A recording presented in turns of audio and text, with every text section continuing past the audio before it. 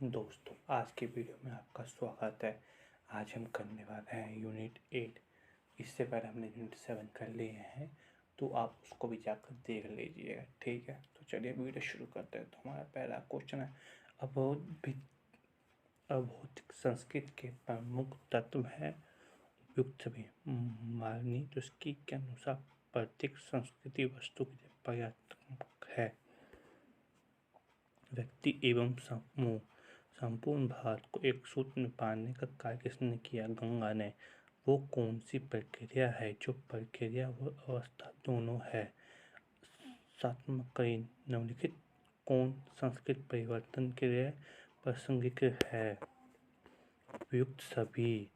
संस्कृत सापेक्षिक वस्तु किस प्रकार का सिद्धांत समझा गया है? संस्कृत निर्धारणवाद।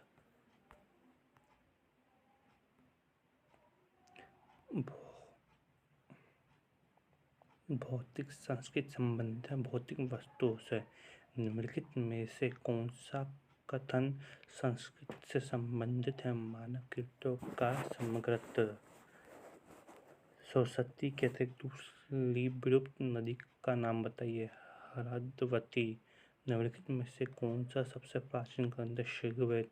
निम्न में से प्राचीन काल में भारतीय कहाँ व्यापार करने जाते थे? जावा। आर्य किस भाषा का शब्द है? संस्कृत।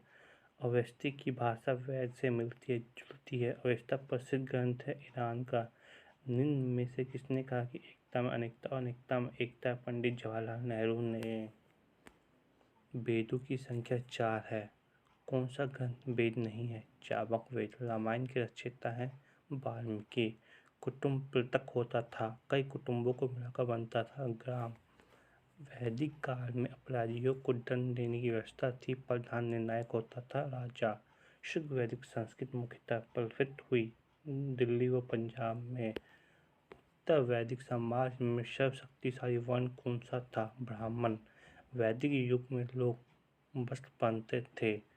मौलिकायन साहित्य थे उपयुक्त सभी।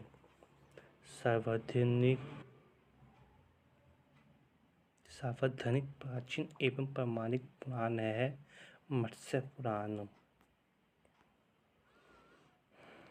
किस वेद की रचना गद्य एवं पद्य दोनों में की गई है? यजुर्वेद।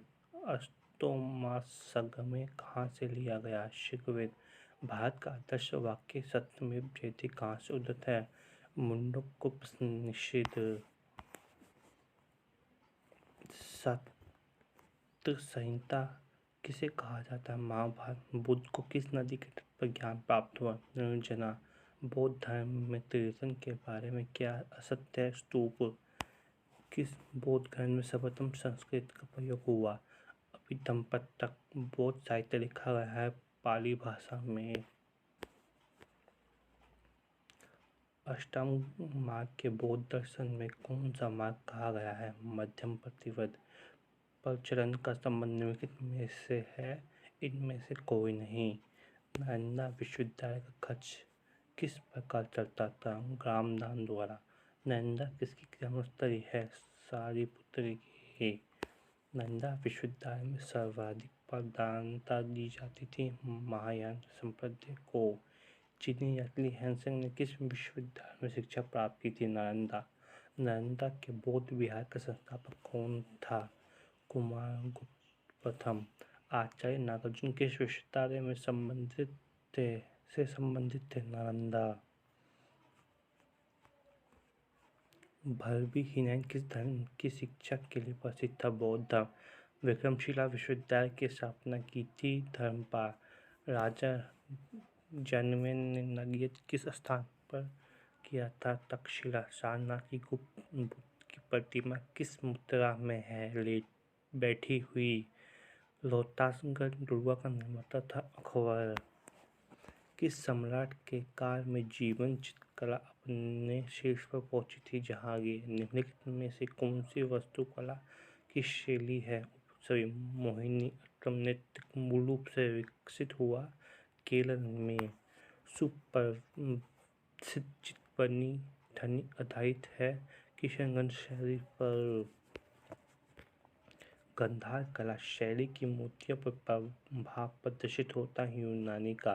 हड़प्पा से प्राप्त नृत्य गणा की कांस्य मूर्ति से किसका ज्ञान नहीं होता। समाज मर्द प्रधान था। इब्राहिम रोजा नाम से प्रसिद्ध इमारत किस सत्वत शैली की है। बीजापुर शैली की। किस संगीत के ज्ञाता को अभिनव भाषा कहा जाता था। राणा कुंभा। कोलकाता स्थित विक्टोरिया मेमोरियल में संग्रह मिलता है उपयुक्त सभी का। धर्म कल्पित औरतों के लिए एक तनखन अकबर द्वारा बनाया गया था। फतेहपुर सीकरी में बालाघाट मणि अय्यर प्रसिद्ध वादक थे मृदंगम के। जैन ग्रंथ में किसकी मां का नाम पद्मावत मिलता है। उदयभट्ट की। मौर्य का इतिहास को जानने में महत्वपूर्ण स्थान रखने वाले साधन हैं कथा साहित्य सागर। विष्णु पुराण में उल्लेख मिलता है नंद वंश के पतन एवं मौर्य वंश के उत्थान का। अर्थशास्त्र में संकलित श्लोकों की संख्या है 6000। अर्थशास्त्र के अध्यक्ष पर 4 अध्यक्ष में कौटिल्य ने कितने अध्यायों का विवरण प्रस्तुत किया। 5 अध्यायों का। निम्नलिखित व्यक्तियों में से किसे पुराण में द्विजम की संज्ञा प्रदान की गई है। चाणक्य को। बौद्ध धर्म बोध के लिए किस शब्द का प्रयोग किया। शलाक। हिंदू भारत में गणतंत्रों का लोप हुआ 400 ईसा पूर्व।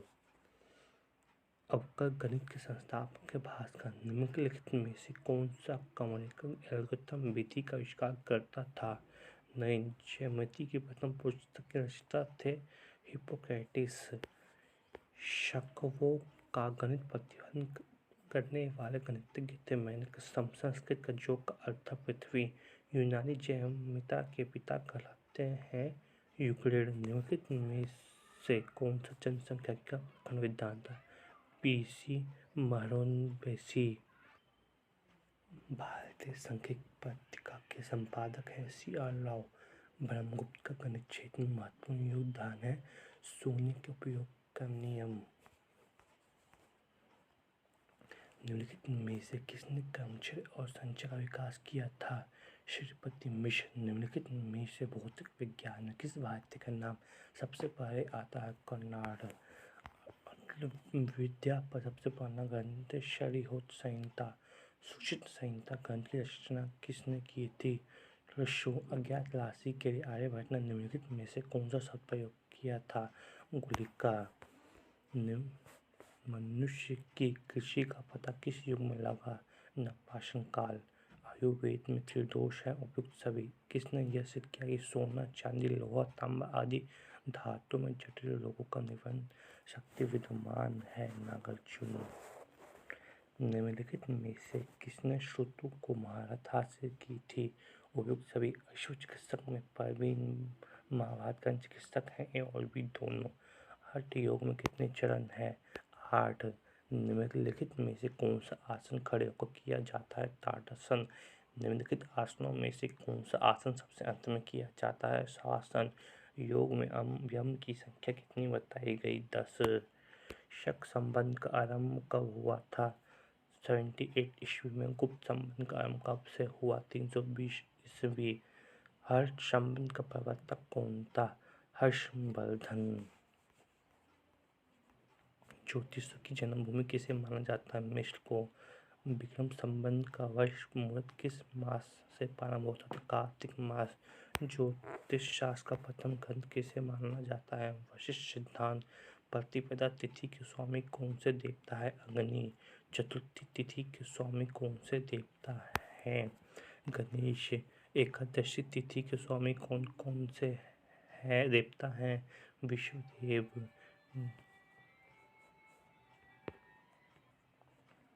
मीन राशि के द्वारा शरीर के किस अंग का विचार किया जाता है। पैरों का। तुला राशि कालपुरुष के किस अंग से प्रदर्शित है। पेड़ों। बरपत सरों किसके द्वारा रचित है। पराशर। निम्न में से किसने कहा था कि पृथ्वी स्थिर है। ब्रह्मगुप्त। ज्योतिष ग्रंथ सृष्टि विधि रचिता कौन था। ललाचार्य। तो दोस्तों ये था हमारा यूनिट 8 जो हमने आज किया और कल हम करेंगे यूनिट 9। तो हमने अभी तक यूनिट 8 तक कर लिया है तो आप उसको देख लीजिएगा। मैंने प्लेलिस्ट अलग से बना रखी है। और दोस्तों हाँ अगर आपको कुछ प्रॉब्लम हो तो कमेंट करके बता दीजिएगा। और अगर आपको ये PDF चाहिए जो मैं पढ़ा रहा हूँ उसका PDF मैंने टेलीग्राम पर दे दिया है, तो आप वहाँ से जाकर डाउनलोड कर सकते हैं। तो चलिए मिलते हैं हम अगली वीडियो में।